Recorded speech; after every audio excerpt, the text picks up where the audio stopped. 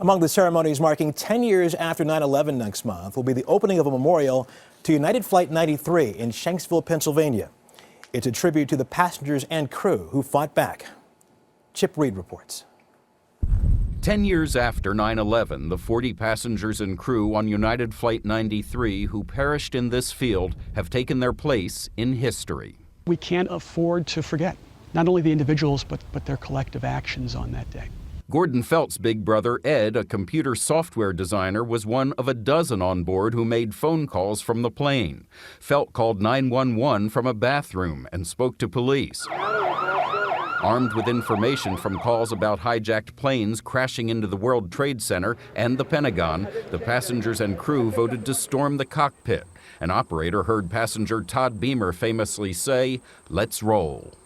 While our loved ones lost their lives, we feel they won the battle. In that, 20 minutes down the road, if that plane had gotten through to Washington, it could have been driven right into the Capitol building. The focal point of this site is the spot where 4 al-Qaeda hijackers fighting off a rebellion crashed the Boeing 757 jet, which had been en route from Newark, New Jersey to San Francisco. Right where that boulder is. Where that boulder is at, that's where the plane went into the ground. A 17-ton boulder of local sandstone marks the spot.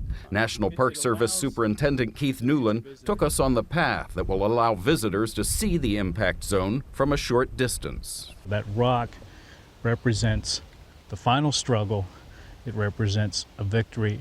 California architect Paul Murdoch won the competition to design the Flight 93 memorial. There's a serenity to this place, which has to do with its kind of open, rolling hills quality. Using all 2,200 acres, a space twice as large as Manhattan's Central Park. Eventually, there will be a 93-foot tower with wind chimes visible from the road approaching the site. A white marble wall inscribed with the victims' names stands along the flight path.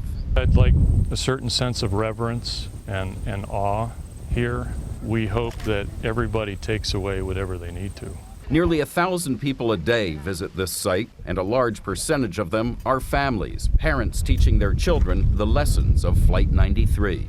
About how people used their phones and called their families, and we're letting them know what was going on and how they took down the hijackers. And pretty special.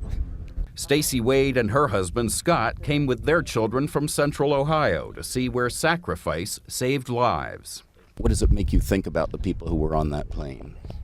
I think they were very brave. The family, certainly, it's our sacred ground, and it's a battleground.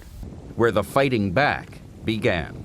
Chip Reed, CBS News, Shanksville, Pennsylvania.